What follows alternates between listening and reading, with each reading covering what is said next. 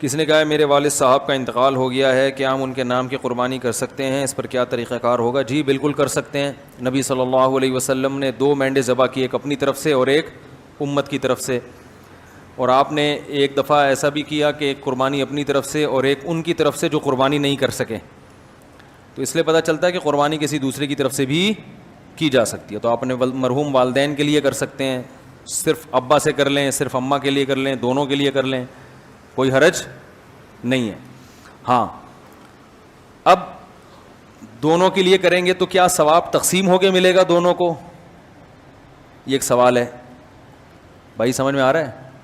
بھائی ایک بکرا، ایک دمبا یا گائے کا ایک حصہ آپ کے مرحوم والدین دونوں کے لیے کر لیا آپ نے، تو کیا آدھا آدھا دونوں کے لیے ہوگا یا دونوں کو پورا پورا ثواب ملے گا؟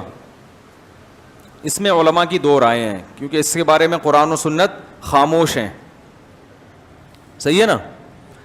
ابے بھائی بکرا ایک ہے اور ہو رہی ہے مرحوم ابا اور اماں دونوں کی طرف سے، تو کیا آدھا آدھا ابا اماں کو ثواب پہنچے گا یا پورے پورے بکرے کا پہنچے گا؟ سوال سمجھ میں آئے گا تو پھر جواب سمجھ میں آئے گا نا. تو اس میں علماء کی 2 رائے ہیں، کیونکہ قرآن و حدیث جہاں واضح نہیں ہو تو پھر اجتہاد ہوتا ہے نا. تو بعض جی نہیں، مرحوم میں زیادہ کے لیے بھی ہو سکتا ہے. زندہ میں تو ایک کے لیے ہی ہوگا، جو مرحومین ہیں ان میں پوری امت کے لیے جب نبی نے کر لیا تو نا تو آپ بھی پوری امت کے لیے بھی کر سکتے ہیں. اصل میں ہوتا وہ آپ ہی کی طرف سے ہے، تو آپ چونکہ ایک ہیں تو آپ ایک ہی بکرا کریں گے، لیکن اس کا ثواب پہنچایا جاتا ہے زیادہ لوگوں کو. تو وہ 2 کے لیے بھی ہو سکتا ہے، 10 کے لیے بھی ہو سکتا ہے، پوری امت کے لیے بھی ہو سکتا ہے، وہ زندوں کے لیے بھی ہو سکتا ہے، لیکن وہ ہوگا پھر آپ کے لیے. لیکن جب آپ قربانی 2 کی طرف 2 زندوں کے لیے کر رہے ہوتے ہیں، پھر وہ دونوں کے لیے الگ الگ ہو رہی ہوتی ہے، اس میں ایک میں 2 آدمی شریک نہیں ہو سکتے.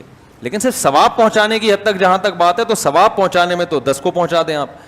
تو اب علماء کہتے ہیں کہ بعض علماء کہتے ہیں ڈیوائڈ ہو کے پہنچتا ہے، صحیح ہے نا، اور بعض کہتے ہیں نہیں پورا ثواب اس کو بھی ملے گا، پورا ثواب اس کو بھی. دونوں قول ہیں علماء کے. تو اس لیے افضل تو یہی ہے کہ ابا کے لیے الگ کر لیں، اماں کے لیے الگ کر لیں، افضل یہی ہے. اور اگر نہیں کر سکتے دونوں کے لیے کر لیں، ایک ہی کر لیں دونوں کے لیے. اللہ پہنچانا چاہے گا تو دونوں کو پورے پورے